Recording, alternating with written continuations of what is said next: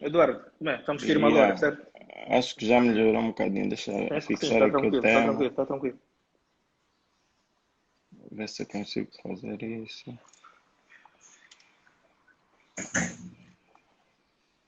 Yeah. Temos daí a apresentar o subtempo. Leonardo Domingos, doutor.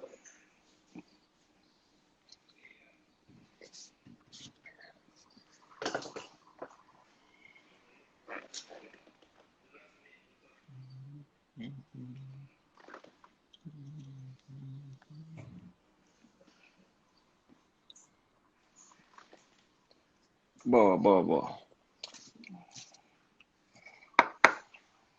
Olha, o pessoal está a Vamos entrar começar, vamos começar o tempo. com bastante vontade. Yeah. Quanto isso deixa daqui as notas introdutórias? Sim, boa noite a todos novamente. Hoje temos o nosso primeiro convidado desta live, o Dr. Marinho, vulgo Moda, em que tem. Para de rir.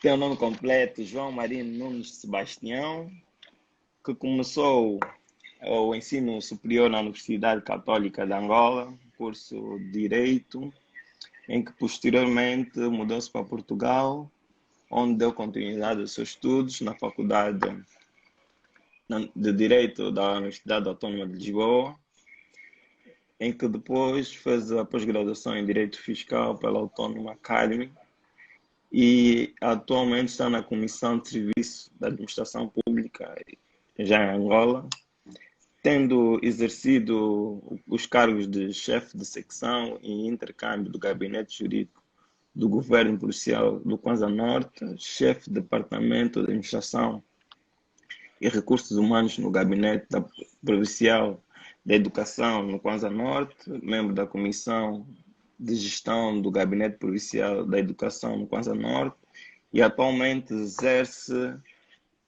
o cargo de chefe de Departamento de Planeamento, Estatística e Recursos Humanos no Gabinete Provincial da Educação no Kwanza Norte e pertence ao escritório de advogados da ICE e associados.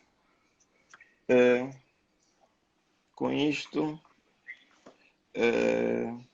passo a palavra ao senhor Marino com a primeira Bem, questão que eu tenho, que é por que direito? Por que que fizeste direito? bem, amigo Eduardo, primeiramente eu gostava de saudá-lo e agradecer o convite da Livre Companhia. Saudações extensivas a todos os internautas, espero que estejam todos bem. E estamos aqui para ter uma conversa no âmbito da administração pública com os subtemas que serão de maior suporte. Acredito eu que ninguém sabe tudo a ponto de não querer saber mais coisas. Então essa conversa será baseada no princípio da reciprocidade. Não obstante que eu esteja do outro lado, né, como convidado, mas estou disposto também a receber contributo de vossa parte, no âmbito do saber, de maneira que consigamos sair todos repletos de conhecimento. Exatamente. Indo à questão, por que o curso? Na verdade, sempre gostei de leis, apesar de não as cumprir sempre, mas sempre gostei. E não tive dúvidas quanto a isso, tive uma orientação, fui bem preparado. Graças a Deus, no ensino secundário, tive bons professores. Um complexo escolar São Domingos Chávio, todo mundo pode já ficar a saber. E antes de terminar o secundário, tivemos algumas palestras de orientações, onde consegui me rever no âmbito jurídico. Sendo assim, tive essa audácia de escolher o curso de Direito e não me arrependo, sou feliz. E vamos aqui. E convido a muitos de vocês também que o façam. Aconselho também. Entretanto, nosso primeiro subtema é o ingresso à administração pública, né? Aos serviços públicos, em que o senhor doutor, né, Marino, vai começar a desbruçar. Bem, antes de falarmos propriamente da administração pública, eu gostava aqui de tocar num ponto importante que acredito que é importante para todos nós.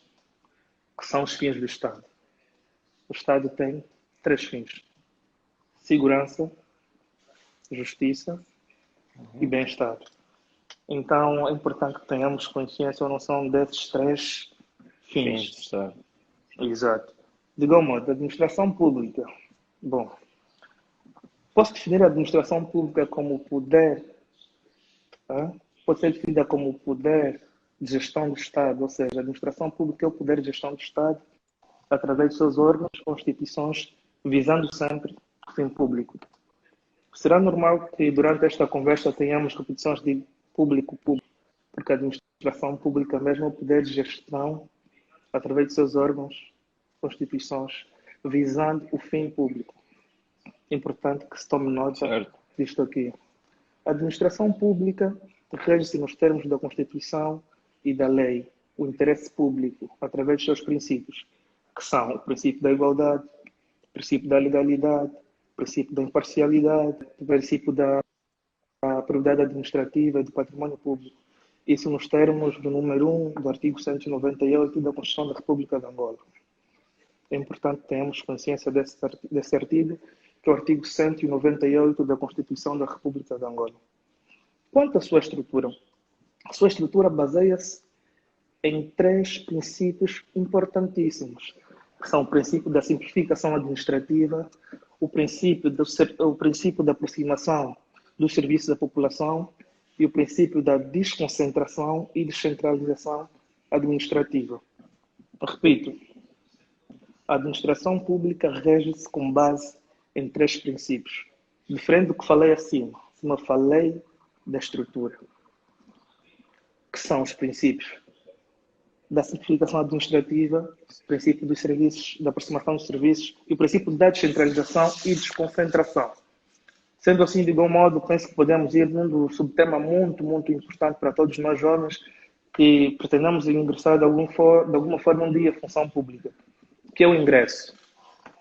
Bem, este foi um subtema que se calhar as pessoas não compreenderam alguns quando temos ingresso. Quando falamos de ingresso, estamos a nos referir ingresso à função pública, ou seja, concurso público. Eu vou tentar aqui usar linguagem menos técnicas que facilita a compreensão de todos nós, porque aqui temos engenheiros, formados em medicina, temos pessoas de todas as áreas de saber. Então, o mais importante aqui é usar a linguagem terra a terra, de maneira que a pessoa consiga estar bem esclarecida. Concurso público. Até porque a nossa conversa aqui público, é um bocadinho informal. Digamos que sim. Não. Mas pronto. O concurso público. As pessoas perguntam, concurso público o que é? O porquê? Será que há transparência? Será que são justos ou não? Mas pronto. É necessário também que se perceba que antes de falar de concurso público tem que se pensar na criação de vagas. Quem cria vagas? Quem cria as vagas é o Ministério das Finanças. O MinFin tem a competência de criar vagas, porque sem vagas não há concurso público, quer seja ele de acesso ou de ingresso. Mas para frente eu vou explicar o que é um concurso público de acesso e de ingresso. Bom, eu sou jurista e é normal que eu fale com bases legais, mas depois eu também tenho aqui um mini quadro simulado onde eu vou deixar alguns decretos que todos vocês vão ter acesso, que eu vou fazer chegar a livros companhia. O decreto 102/11 estabelece os regimes de acesso e recrutamento à função pública. Quem pode concorrer? Quais são os requisitos para concorrer? Primeira coisa, a nacionalidade. Tem que ser angolano, obrigatoriamente. Tem que ter uma idade compreendida entre os 18 aos 35 anos de idade. Repito, só podem concorrer aos concursos públicos, quer seja de ingresso ou de acesso, cidadãos nacionais, ou seja, cidadãos angolanos com idade compreendida dos 18 aos 35. Existe um processo todo para que se faça esse concurso público. Então, estou aqui a fazer uma súmula, mas ao longo da conversa, se um de vocês tiver alguma inquietação, pode passar aí a produção, a realização vai apontar. E também muito importante aqui dizer, ao que eu disse antes, as aberturas do concurso público são feitas por despachos conjuntos. Despachos conjuntos de quê? Do MAPTES, do MATRE, que é o Ministério da Administração e Território, e do Ministério das Finanças. Esse é um despacho conjunto. Mas claro que tem que aparecer também o departamento ministerial em que suponhamos que for o Ministério da Educação abrir um concurso público de ingresso. Tem de haver um despacho da titular da pasta, nos termos número 1 e 2 do artigo 5 do Decreto 102/11, que estabelece o regime de ingresso à função pública. Bem, por outro lado, existe um leque de processos ao decorrer neste concurso público, desde a inscrição, análise de documentos, claro, provas. Existe uma comissão de júri que, em alguns casos, deixa muito a desejar e, graças a Deus, eu tive experiência, já participei enquanto membro de comissão de júri 2 vezes, como vice-presidente, como primeiro vogal, na qual andou muito tempo a aprender e tive muito que dar sobre a transparência nos exames e na correção. Por outro lado, ainda no ingresso, esse tema tem sido muito debatido e eu ainda liguei para o amigo Eduardo anteontem, porque nós já tínhamos consciência de que algum dia haveria de existir a reforma do Estado. Quando falamos de reforma do Estado, engloba o pacote desde a justiça, a administração, etc. Então, algum tempo atrás já se previa que os concursos públicos seriam descentralizados. Quando dizemos descentralizados, estamos a nos referir o quê? A partir acredito que mais 2 ou 3 meses passará sob tutela da Escola Nacional de Administração e Políticas Públicas, ENAP. Simplesmente terá a competência de elaborar os concursos públicos. Os ministérios, os governos provinciais, alguns institutos públicos já não terão essa tarefa. Bom, eu vou pular de algum modo, vou diretamente às guias de colocações e o trabalho, porque aquele processo todo burocrático é um processo que não é de grande importância aqui dizer, estamos a falar da correção de provas, mas também depois podem fazer perguntas quanto a isso. Estamos aqui para responder e esclarecer de algum modo, quero que todo mundo saia daqui esclarecido e consigamos aqui ajudar. Bem, quando falamos de trabalhador do quadro eventual e quadro definitivo ou contratados, é necessário que se tenha muita calma. Por quê? Porque o decreto 104/11 de 23 de maio também fala sobre o quadro eventual, fala sobre o quadro de pessoal definitivo. E o que é isso, o quadro de pessoal eventual? Na função pública, o trabalhador eventual é o trabalhador que deve ser avaliado durante 5 anos. Ou seja, está em regime probatório. Você só se vai tornar um quadro definitivo da função pública após passar 5 anos enquanto eventual. E durante esses 5 anos, você será submetido a uma avaliação de desempenho.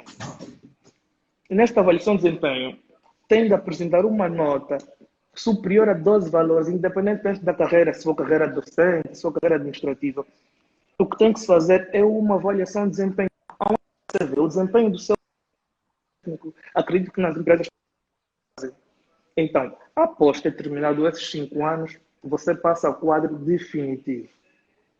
Enquanto não terminar os 5 anos, você é um quadro eventual. Por exemplo, na carreira docente. Após terminar os 5 anos, você vai escrever para o seu titular do departamento ministerial ou para os recursos humanos e vamos chegar à entidade superior. Após ter escrito este documento, você vai receber uma nomeação definitiva. É um documento que vai lhe dar o provimento definitivo, ou seja, ser eventual para definitivo. Por outro lado, eu penso que aqui tem pessoas que se calhar perguntaram: eu tenho amigos que estão na função pública, tenho amigos que estão no Ministério do Concurso Público. Como é que lá devem estar? Bem, para quem tem amigos no Ministério e não viu a fazer concurso público, é importante que se diga aqui bem claro que existem contratos. Se o Ministério da Educação estiver a precisar... Não, pronto, vamos mudar. Se o Ministério da Saúde estiver a precisar de cardiologistas numa determinada área ou num determinado hospital no município. Eduardo, aponta aí a pergunta, vamos distrair. Alguém perguntou qual é a diferença entre contratado e efetivo. Aponta aí a pergunta, só favor. Bem, eu não posso estar aqui a olhar, senão eu perco-me todo. Bem, sim, existem aquelas pessoas que são contratadas por causa da carência de recursos humanos. Por exemplo, o amigo Eduardo pode ser formado em medicina no município de Bolongongo. O município de Bolongongo precisa de um técnico de saúde, mas lá não tem ninguém, não tem concurso público por agora. O amigo Eduardo vai ter que ser contratado. Como é que será contratado? Terá um contrato a termo certo ou um contrato a tempo determinado. Mas isso não faz de si um trabalhador Concordo. eventual que depois passará para quadro definitivo. Não existe isso. Se alguém conhece, manda-me aqui o diploma legal, vamos ao Mate Leges agora, ou Jurisnet, vamos. Não existe isso. Não vamos confundir um contratado, que muitos de nós já fomos. Eu, nesse momento, não sou funcionário público. Eu estou em comissão de serviço, vamos falar mais lá para frente. Existem pessoas contratadas, e essas pessoas são contratadas por carência de vagas. Agora, também tem que se falar aqui de quem cria vagas. Já se falou com o Ministério das Finanças e quem compete a abertura de vagas e como conseguimos vagas no Ministério das Finanças, não conseguir. É importante que se diga isso. Bem, as vagas aparecem de acordo com a disponibilidade dos técnicos ou ausência. Com isso estou a querer dizer o quê? Aposentação, reforma, saiu, deixou um espaço. Isto é uma vaga. Licença limitada, deixou um espaço. Morte, deixou um espaço. É para avisar. Aqui, Eduardo, contratação pública. Contratação pública, não estás a falar aqui, Lei 9/16. Contratação pública usa-se para gestão e compra de bens e outras coisas. Nós falamos disso uma outra hora. Bem, faço as perguntas aí, eu vejo logo e começo a responder. Sim, como íamos falando, vagas criam-se pelo menos fim, mas também o próprio sistema gera vagas. Quando digo sistema gera vagas, refiro-me ao quê? Ao SIGF. O que é o SIGF? SIGF é o Sistema Integrado de Gestão Financeira do Estado. Repito, Sistema Integrado de Gestão Financeira do Estado. É um sistema onde engloba e controla os agentes administrativos e faz mais outros trabalhos, desde bens, bens com pessoal, bens de materiais e serviços e outro tipo de bens. Cria essa vaga, ou seja, encontra essa vaga, porque tem um trabalhador que faleceu, tem um trabalhador que foi em reforma, tem um trabalhador que pediu uma licença limitada ou ilimitada. Sendo assim, este é um leque todo do despertar do ingresso à função pública. Amigo Eduardo, eu acho que já podemos aqui lançar algumas questões para depois continuarmos ao ingresso mesmo, ver se tem algumas perguntas. Com relação ao ingresso. Aí tem um.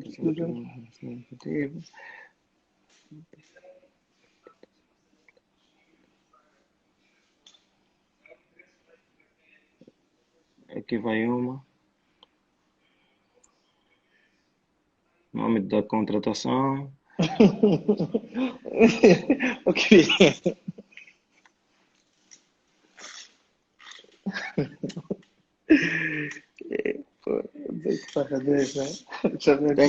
Temos mais perguntas, mas não é no âmbito do ingresso, da administração pública.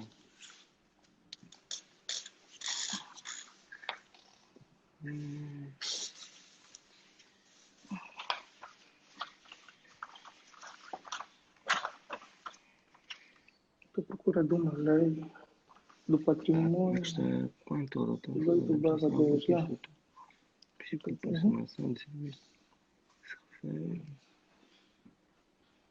Vamos, Eduardo, vamos conversar.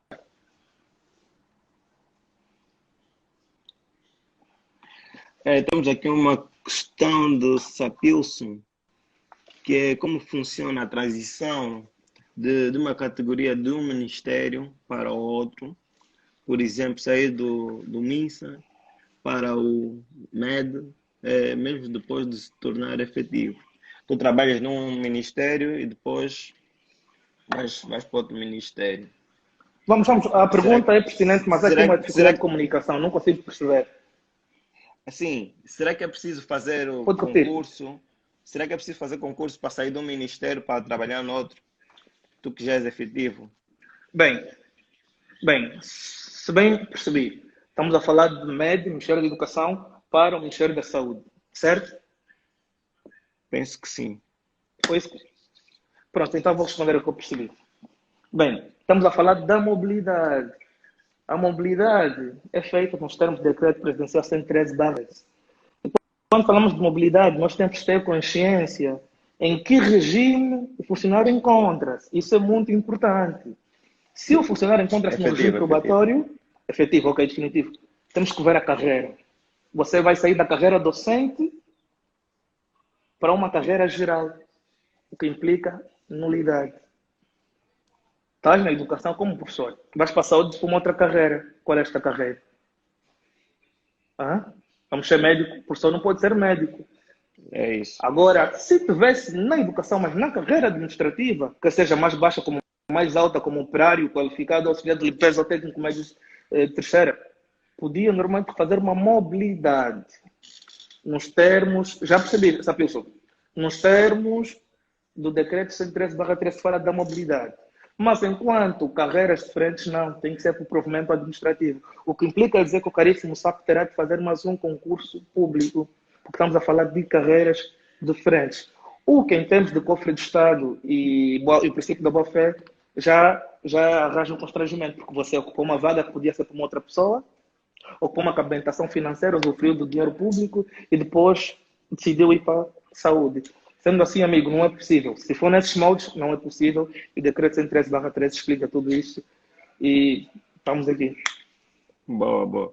E depois temos aqui mais outra questão da Anaturina das Dores, que gostaria de saber, ela está a trabalhar na função pública há 9 meses, mas depois recebeu uma licença de 5 anos, uma licença de saúde, e ela gostaria de saber se é possível o Ministério, depois destes 5 anos, contratá-la definitivamente como efetiva, nesse caso. Não sei se percebeste. Pode repetir isso, faz favor. Desculpa, Dr. Kelson, perdi-me ali a sua pergunta. Ela começa a trabalhar 9 meses, trabalha durante 9 meses no Ministério. Depois recebe uma licença de saúde de 5 anos. Uma vez que para passar de eventual para o quadro são 5 anos, é isso, certo? São 5 anos. Ela depois, nos fins dos 5 anos, no fim da licença, ela quer saber se pode passar para o quadro permanente. Bem, trabalha 9 meses, recebeu uma licença de saúde, vamos dizer por tempo ilimitado. Nestes casos, tem-se a averiguar, cria-se uma comissão, porque nós, no âmbito da função pública, temos vivido casos idênticos, de pessoas que simulam doenças, pessoas que simulam outras enfermidades, mas, na verdade, cria-se uma comissão de inquérito. Esta comissão de inquérito vai mais profunda nos moldes legais. Se descobrir que a mesma encontra-se incomodada durante estes 5 anos, é claro, a boa-fé permite isto. É um quadro da função pública, embora eventual, mas com ligação nas provas de vida. A comissão vai se deslocar até a sua residência para poder ver se realmente a pessoa encontra-se mal. Terão todos os relatores médicos. É possível, sim, é possível. É possível. É possível, não? E depois eu também tenho aqui uma questão em que se eu tiver mais de 35 anos, não tem forma nenhuma de me ingressar à administração pública. Bem. Espero que me estejam a ouvir agora com muita, mas com muita atenção. Espero que me estejam a ouvir com muita atenção. Esta pergunta do Eduardo é pertinente. Se porventura tiver uma idade superior a 35 anos, se você pode ingressar à função pública, é isto? É assim. Bem, deixa-me cá analisar a pergunta. Prontos. Existe um regime excepcional. O regime excepcional está consagrado no Decreto 6/8 de 10 de abril, prorrogado pelo Decreto 88/19 de 21 de agosto, que no seu artigo número 1 diz o seguinte. Não, na linha A do número 1 diz o seguinte. Eu vou fazer uma súmula, né, que vai falar o que lá está, mas eu vou ser objetivo. Excepcionalmente, pode ingressar à função pública o cidadão angolano com uma idade superior a 35 anos, desde que esteja ou que tenha servido a pátria, estamos a nos referir, serviço militar comprovado, ou se esteve a viver ou residir fora e trouxer experiência profissional concluir o ensino superior. O que implica dizer que este decreto, que é o 06/8 de 10 de abril, prorrogado pelo decreto 88/90 de 21, um regime excepcional. Só pode concorrer quem teve a viver fora e tem a experiência profissional comprovada e a sua licenciatura, ou quem serviu a pátria, estamos a nos dizer, no regime militar. Nesses casos, é um regime excepcional, que está prorrogado até durante mais 5 anos. Boa, boa. E depois, falaste em regime probatório. O que é isso? Bem, regime probatório, acho que já disse aí à frente, né? Mas vou ser repetitivo, já disse aí atrás, aliás, mas foi de forma assim mais esporádica. Regime probatório é o tempo que o agente é avaliado.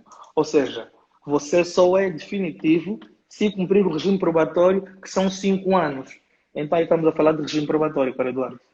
Bom, e indo para casos mais que nós vivemos, né? Eu, por acaso, já vi estrangeiros a trabalharem na função pública. Como é que consegues justificar isso? É simples. Quantos estrangeiros a trabalhar na função pública são contratados? É normal, são contratados. Você em Portugal pode ser contratado para trabalhar numa empresa. Suponhamos que o Eduardo é bom em finanças públicas. As finanças de Odivelas podem lhe contratar. O que não quer dizer que você é quadro deles. Não, não vamos aqui confundir. São contratados. Se Tá calhar bom. apresentam algum bem para nós, então nós aproveitamos esses. São contratados. E Temos aqueles muitos casos. cubanos, desculpa que eu corto, temos muitos cubanos na saúde. Ok, São ok, todos ok, contratados, ok. apesar de que tem um convênio Angola e Cuba, né? Dos tempos mais primórdios, então é tudo isso. Faz sentido. E os casos de dupla efetividade na função pública? É, os famosos fantasmas, pá. É muito caricato e devemos falar isso com muita atenção e muito cuidado, acima de tudo. Isto tem coisas aqui que não... Mas pronto, dupla efetividade. Consciência própria, primeira coisa. Dupla efetividade. Consciência própria.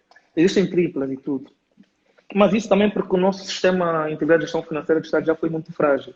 Cada funcionário público tem uma identidade, que é um número. Nós chamamos de número de agente.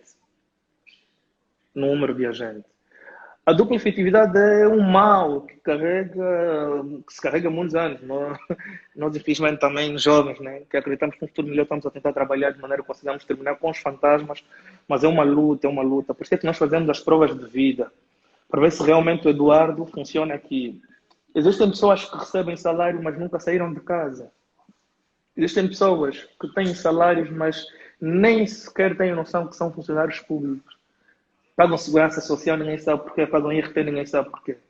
Mas a maior forma de lutar contra os fantasmas é fazendo o recadastramento. Recadastramento, vulgo prova de vida. Porque o número da gente é um em todo o sistema de gestão financeira do Estado. Mas as unidades orgânicas são diferentes. O que implica dizer que essa pessoa come do cofre do Estado de várias formas.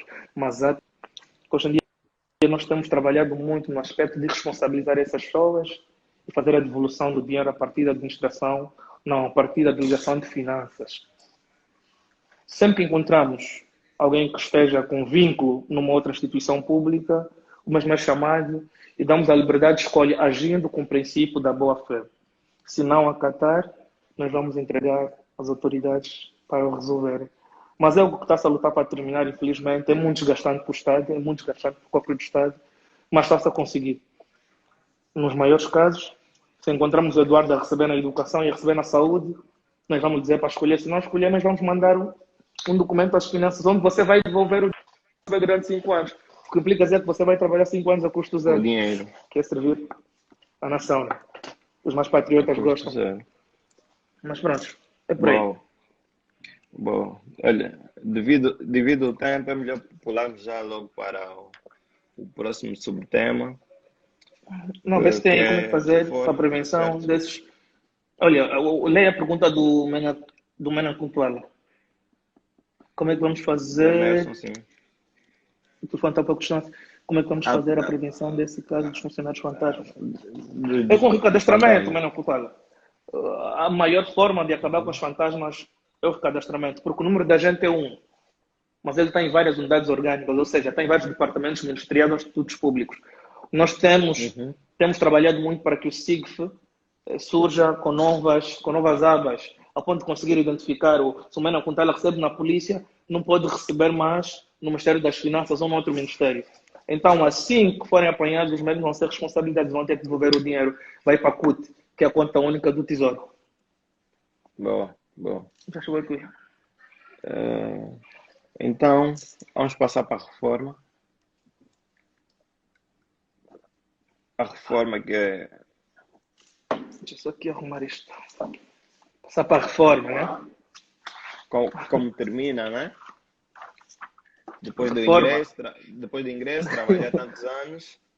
Nem todos gostam da reforma. Mas tem Bem, que ser. penso que este subtema será muito importante para todos nós que somos filhos e temos os pais com uma idade igual ou superior a 50 anos e que amanhã também seremos pais. Fábio. Está-me a distrair. Bem, Não falar ligo de os reforma comentários, ou não ligo os pensando em comentários. reforma, entrar na reforma é um passo importante na cidadão funcionário. Reforma normalmente é associada como fim da vida profissional. E não deixa de ser mentira. Mas esse fim da vida profissional que instrumento é uma sociedade normal. A pensão de reforma, oficialmente designada como pensão de velhice, é um valor pago todos os meses para substituir a remuneração que um dia tiveste ou que recebeste enquanto trabalhavas. O regime da reforma, em termos legais, encontramos no Decreto Presidencial 40/08. Aí espelha como devemos fazer perceber da reforma. Tem segurança social. Segurança social, sabe? Doutor Sousa, prepara-me só o quadro. Sousa, estou a falar da reforma, prepara-me só o quadro. Preparar o quadro, faz favor. Sim, sim.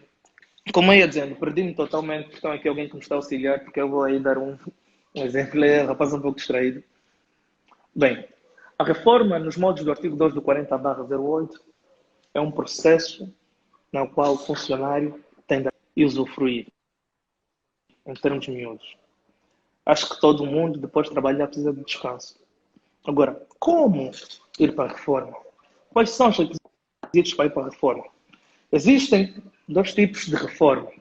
Por velhice e a reforma antecipada. Ainda posso acrescentar a reforma tempo de serviço. Quem são os que vão para a reforma por velhice? São os agentes administrativos ou não? Deixa-me aqui realçar algo. Deixa-me aqui realçar algo.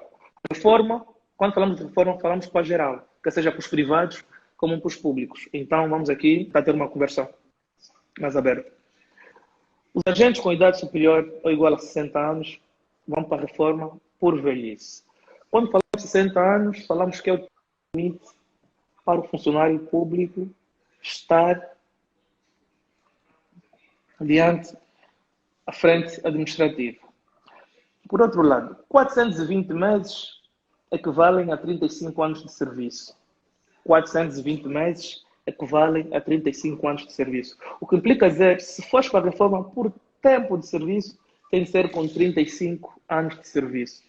Mas, se calhar aí estão-se a perguntar qual é a idade mínima, qual é o tempo mínimo que se possa fazer a contribuição. A contribuição mínima tem que ser feita em 180 meses, equivalentes a 15 dias. Isso ainda em termos da Lei 40/08. São 15 anos o mínimo para descontar de maneira que você consiga ter uma reforma. Por outro lado, a reforma é feita com base na nossa contribuição. Você, enquanto funcionário, nesse caso funcionário público, vai pagar 3%, a tua entidade empregadora vai pagar 8%, o que implica dizer que são 11% por se pagar. Também tem as outras áreas, como os domésticos e etc., que depois, se calhar, vai surgir alguma questão neste âmbito. Bem, agora, a reforma antecipada. A reforma antecipada é aquela que você pode requerer pelos 50 anos e tem regime excepcional para alguns funcionários, propriamente os funcionários das fábricas, o pessoal da tripulação, o pessoal que trabalha em moagens, que têm profissões desgastantes, nem que as outras não sejam, mas são mais desgastantes. Os pedreiros também, esses podem ir à reforma antecipada a partir dos 50 anos. A Segurança Social permite isto, ou seja, o Instituto Nacional de Segurança Social permite isto. e os mesmos são assegurados. Agora, para toda pensionista ou para toda senhora com idade igual a 50 anos, que tenha mais de 5 filhos ou que tenha 5 filhos, lhe é descontado 1 ano por cada filho. O que implica dizer, se você ou se a sua mãe está com 55 anos e quer ir para a reforma antecipada e tem um número de filhos igual a 5 filhos, exato, pode ir para a reforma antecipada, porque a lei lhe permite, por 5 filhos, descontar 1 ano de trabalho. Bem, para a reforma, Boa.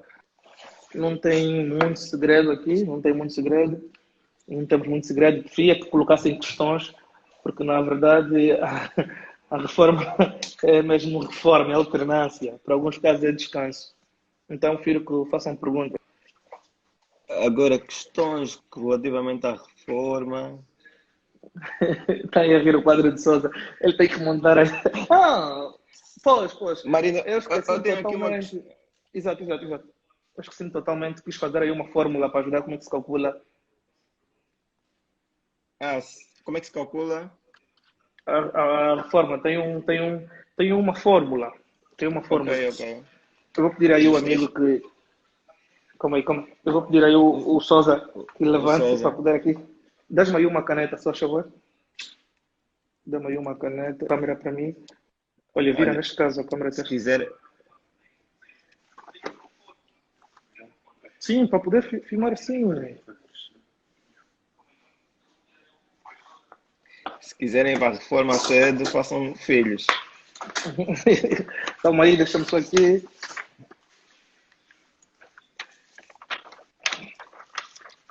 Deixa eu só aqui fazer um cálculo da reforma. Não precisa estar a filmar, é para filmar o quadro. Bem, temos aqui um As cálculo letras, rápido, as letras são muito que pequenas. é o pé. Eu depois vou sublinhar. Que é o pé neste caso. Ok, Conseguem ok. encostar? Conseguem ver o pé?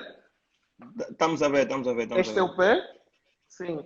O pé significa valor da pensão, que será Ok, igual ao R, que é a média da remuneração, vezes os 420 meses ou os 180 meses, que são o número de meses com a entrada dos contribuintes. Quer dizer, aqui eu posso meter o N, vocês em casa depois abreviam, posso meter o N e posso meter aqui 420 meses. P, repito, valor da prestação, R, média de remuneração e o N, numerário de meses com entrada na segurança social. Então temos aqui o cálculo que você pode fazer para ter uma noção de como será a sua reforma. Temos aqui algumas legislações que eu sublinhei que depois vou editar. São legislações muito importantes no âmbito da administração pública. Decreto Presidencial 104/23 de maio, Decreto Presidencial 102/11 de 23 de maio, Decreto número 6/08 do regime excepcional para a função pública, Decreto 40/08, estamos a falar agora mesmo que é o da reforma, Decreto-Lei 12/94, Decreto 40/18, a resolução que fala do Código Deontológico do Funcionário Público, temos o Decreto Legislativo Presidencial, entre outros, que depois eu vou fazer chegar a realização de livros de companhia. Então, continuamos aqui a trabalhar. ok. Bem, Depois deixa-me só meter aqui o telemóvel. quem estiver interessado nos decretos, é só mandar uma mensagem em off aqui na Livros e Companhia. Olha, aí para pedir para filmar o Sousa. Bem, tinha questões, não? Eu só tenho aqui essa pergunta.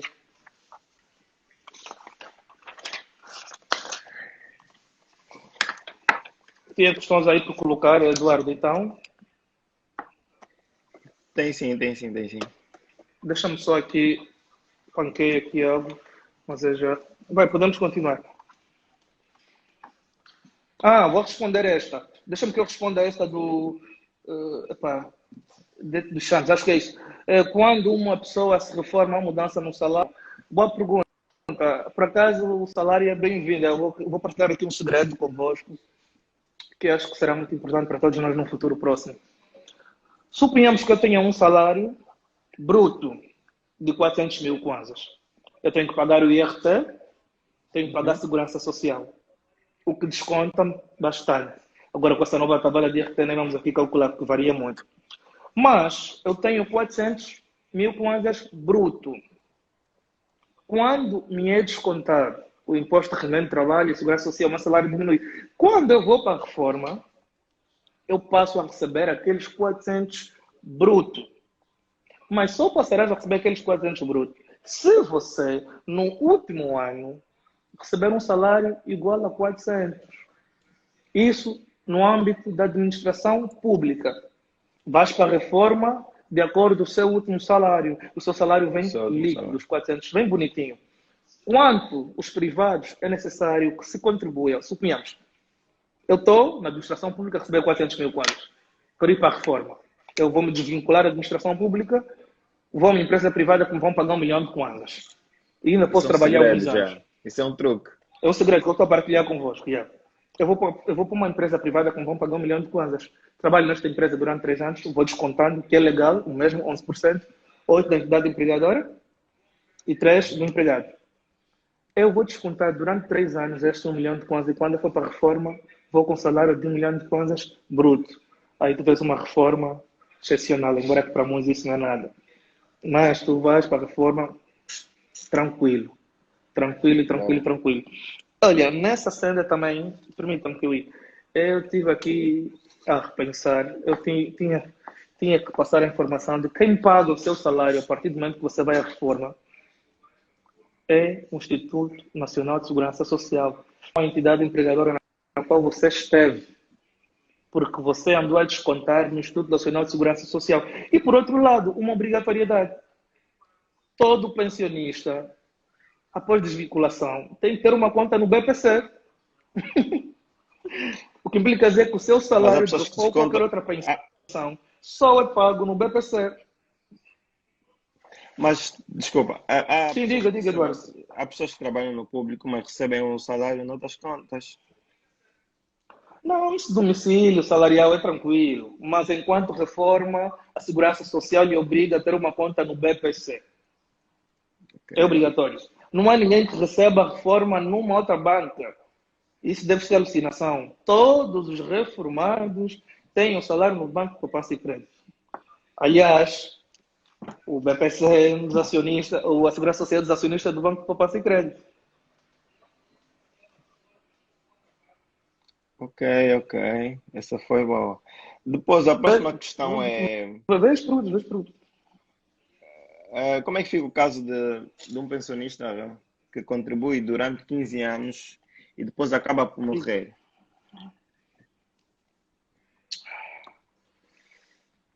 Bem, é uma pergunta pertinente e algo que a nível local, em termos de recursos humanos, temos vivido muito. Que pena, né? A morte é um fim trágico para qualquer pessoa, mas... Bem, descontou 15 anos, certo? Certo. Se descontou 15 anos, implica dizer que descontou o mínimo. O mínimo previsto pelo Decreto-Lei 40/08. Se descontou, vai ter direito, a sua família vai ter direito a uma pensão de sobrevivência. Esta mesma pensão de sobrevivência pode ser temporária ou pode ser vitalícia. Quais são os moldes que essa pensão pode ser vitalícia? No caso em que tenha a sua cônjuge, nesse caso, esteja incapacitada de trabalhar e tenha uma idade igual ou superior a 50 anos. Aí terá uma pensão de sobrevivência vitalícia. Agora, naqueles casos de pensão temporária, serão nos casos que têm filho com idade inferior a 18 anos e estejam a estudar. 18 anos é o limite, claro que há exceção. Tem 18 anos, vai receber a pensão de sobrevivência temporária. Se tiver 18 até os 25, abre-se uma exceção, porque aos 25 mesmo tem que estar a frequentar o ensino superior. Então, em caso de morte, desde que contribuiu durante 15 anos, está salvaguardado. Depois temos aqui mais uma... de morte é um valor que é pago, deixa-me só ler, é um valor que é pago para cobertar, ou seja, não para, ajudem-me aqui um termo, pronto, é um subsídio de morte, é um valor que é dado para poder custear os gastos enquanto estiver a decorrer o óbito. Embora que o subsídio não é dado na hora, existem requisitos, isso é uma administração, a administração faz-se com o papel também, então tem um processo todo a se cumprir, quer dizer, que se você gastou um valor, após receber subsídio de morte, quem sabe será um valor igual ou superior. É isso, é um subsídio rápido, é um subsídio de morte. Depois a calcular, obrigado. Tem aqui outra questão da Renica Souza, que diz que o limite máximo para receber na reforma não são 500 mil kwanzas. Não são, não são, não são. Você trabalha, recebe 2 milhões de kwanzas, por que o seu limite vai ser inferior? Você contribui. Olha, ora vejamos, a percentagem é gradual, crescente, de acordo com o nosso valor.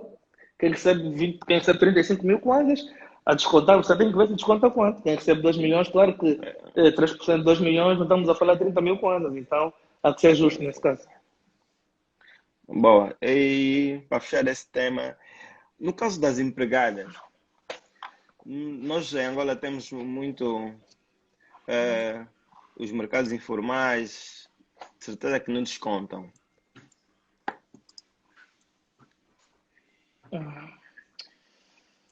O que é que você está a falar de concreto? Faça-me uma pergunta mais profunda para eu poder perceber. Existe algum diploma que regula o caso das empregadas domésticas?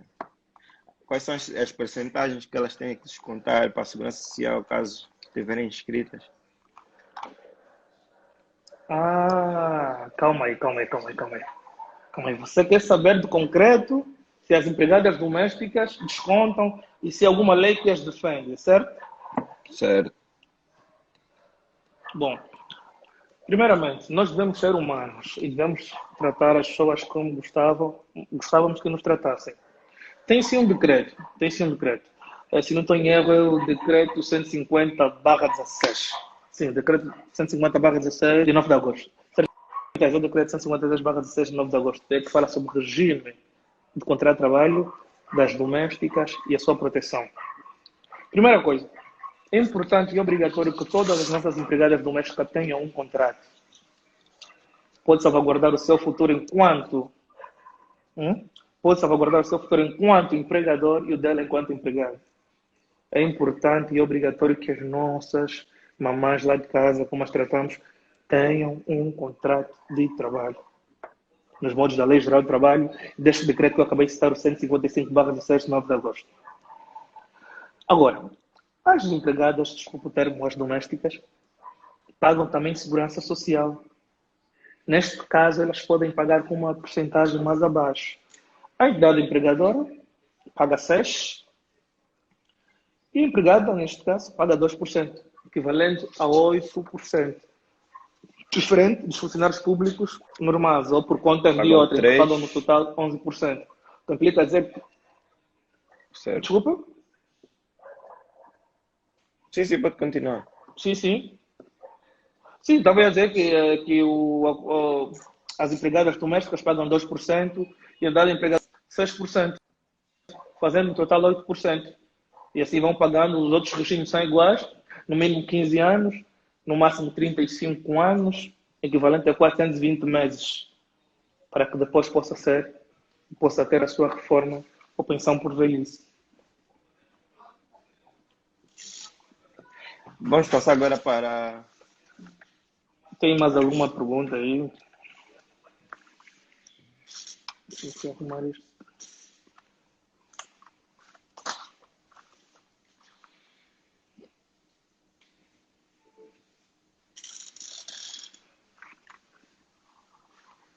Vamos passar agora para o próximo subtema, que são os cargos de chefia e direção.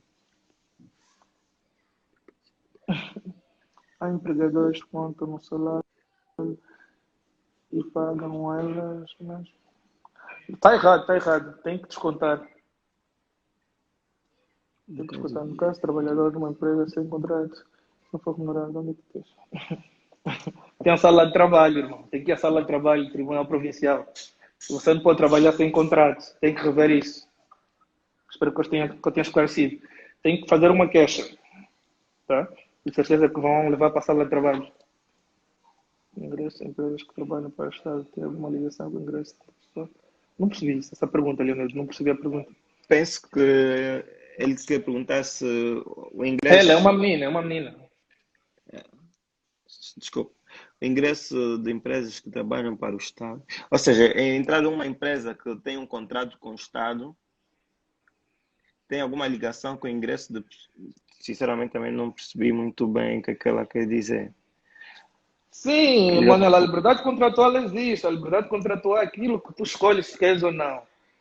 Epá, você quer trabalhar sem contrato, mas você sabe quais são os problemas futuros, não? Sim, Existe sim, contrato de sim. promessa também. Se você acha que trabalhar sem contrato é melhor para si, é liberdade contratual. Você avança, mas que o futuro ele vai atazanar um pouco, vai.